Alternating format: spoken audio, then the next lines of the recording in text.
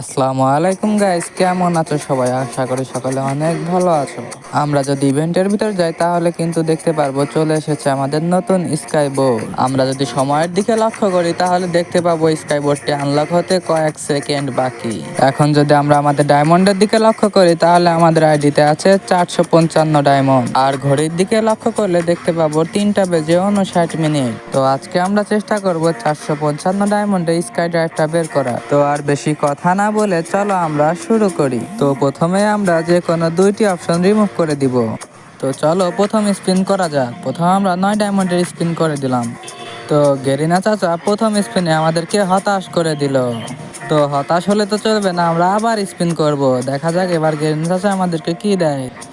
তো গেরেনা কিন্তু দ্বিতীয় স্পিন আমাদেরকে দিল না। চলো আবার স্পিন করা যাক। তো এবার আমাদের 3 নম্বর স্পিন মানে 39 ডায়মন্ডের স্পিন। তো আমাদের 39 ডায়মন্ডে গেরেনা কংগ্রাচুলেশন দিয়ে দিয়েছে। তো আমরা পেয়ে গেলাম নতুন স্কাই ড্রাইভের স্কিনটা। তো আমি কিন্তু পেয়েছি গ্র্যান্ড প্রাইজ, যা 86% প্লেয়ার পাবে। তো এই খুশিতে একটা হাতে তালি হয়ে যাক। থামো থামো, অনেক হাতিতালি হয়েছে, এবার চলো আমরা চলে যাই ম্যাচে। তো চলো দেখা যাক নতুন স্কাই ড্রাইভ নিয়ে আমাদেরকে কেমন দেখায়। তো এখন আমরা চলে আসলাম ওয়েটিং লবিতে।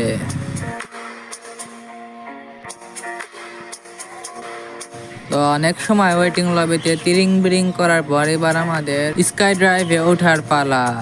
তো ফাইনালি স্কাই ড্রাইভটা তোমাদের কাছে কেমন লেগেছে কমেন্টে জানিও। আমার কাছে কিন্তু পার্সোনালি অনেক বেস্ট লাগছে।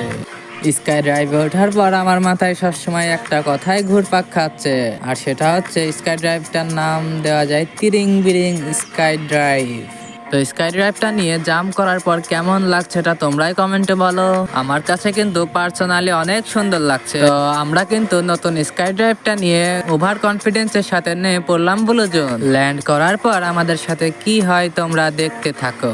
তো আমাদের সাথে কিন্তু নাম ছিল 2টা প্লেয়ার। তো আমার সামনে কিন্তু একটা প্লেয়ার। তো ওই প্লেয়ারটাকে জয় বাংলা করার জন্য আগাচ্ছিলাম। এখন আমি কিন্তু পেয়ে যাই ম্যাক 10। তো এনিমিটা কিন্তু আমার সামনেই ছিল। তো ম্যাক 10-এর চার্ট, একটা গ্লোয়াল ক্যারেক্টার, হালকা পাতলা ড্যামেজ দেওয়ার পর এনিমি আমাকে জয় বাংলা করে দিল।